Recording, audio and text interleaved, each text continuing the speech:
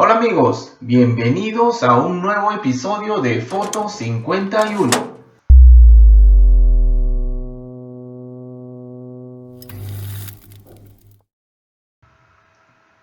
Continuando con nuestro curso de CRISPR-Cas9, hoy vamos a hablar sobre otros aspectos técnicos para el desarrollo de esta tecnología.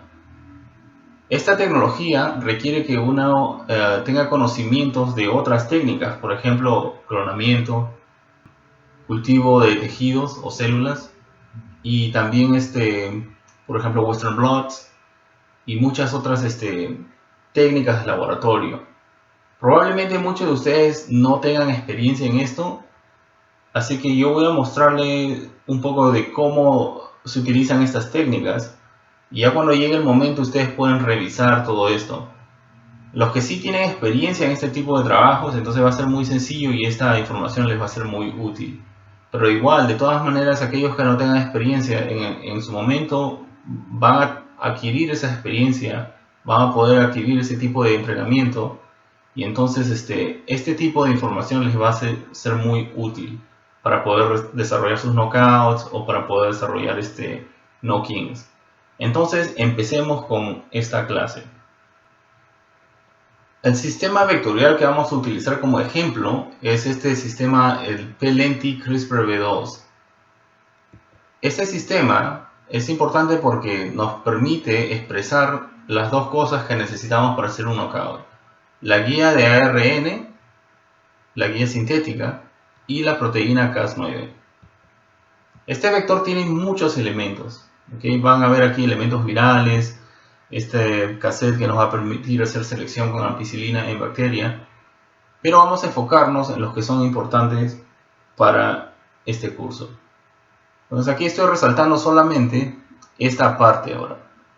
Y acá vemos un promotor, vemos la Cas9 y otros elementos. Vamos a poner esto de forma lineal para poder apreciarlo mejor.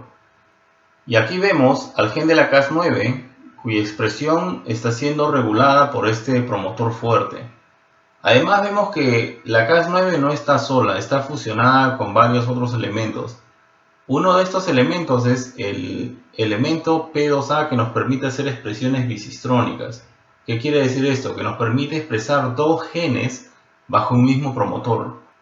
Entonces cuando este gen es expresado, el ARN va a ser traducido y el ribosoma va a copiar o va a producir todo este segmento de la Cas9, y cuando llegue a este punto se va a romper el péptido liberando esta porción de proteína, y va a continuar leyendo el ARN y nos va a producir esta proteína que le confiere resistencia a la puromicina a la célula.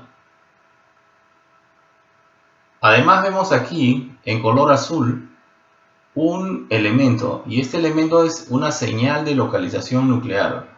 Si ustedes recuerdan, la Cas9 es una proteína bacteriana y las bacterias no tienen núcleo, así que la proteína que expresa se queda dentro del citoplasma de la bacteria. Sin embargo, las bacterias eucariotas sí tienen núcleo, y si esto se expresa de esta manera sin esta señal de localización nuclear, la proteína se va a quedar flotando en el citoplasma, no va a haber forma de llegar al núcleo. Entonces esta señal le va a permitir irse y viajar al núcleo, ¿no es cierto? Y ahí quedarse, y con sus sitios catalíticos cortar el genoma cuando es necesario. En cambio, esta proteína que confiere resistencia a la puromicina no tiene una señal de localización nuclear y se va a quedar en el citoplasma luchando contra la puromicina que se le está suministrando a la célula. La otra parte de este sistema es el que nos va a permitir expresar las guías de ARN. Entonces es toda esta región, y lo vamos a poner también de forma lineal para poder apreciarlo mejor. En este caso vemos una especie de construcción que nos va a permitir fusionar nuestra secuencia target que hemos obtenido anteriormente con el ARN tracer que ya existe en esta construcción. Entonces esta fusión, porque lo va a poner uno al lado del otro, nos va a permitir formar el ARN guía.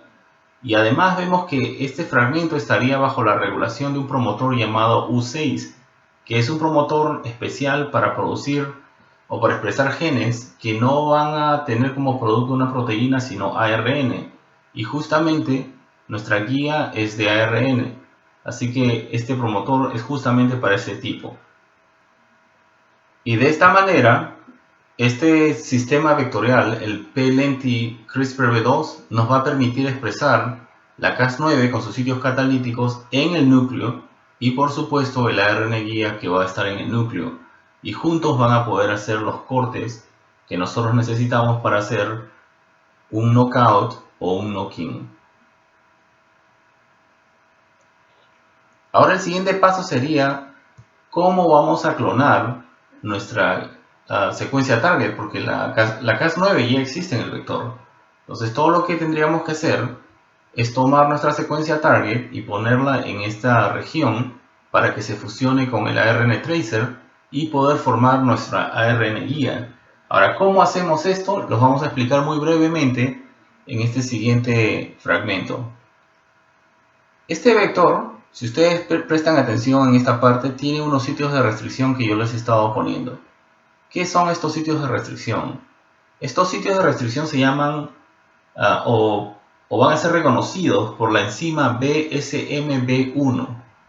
Cuando la enzima reconoce esta región, normalmente las enzimas cortan dentro del sitio de reconocimiento, como por ejemplo la EcoR1, la BAMH1. Es una secuencia y el corte va a ocurrir dentro de esa secuencia. Pero en este caso, la BSMB1 va a reconocer la secuencia, pero no va a cortar allí, sino va a cortar afuera, ¿okay? En este caso al lado derecho.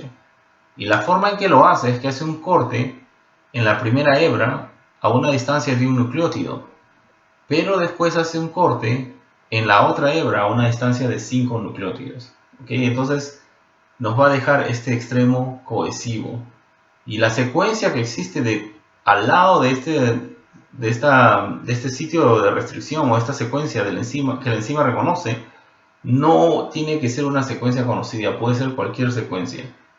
Y de la misma manera, este sitio de restricción también puede ubicarse al otro lado del ADN, en la otra hebra.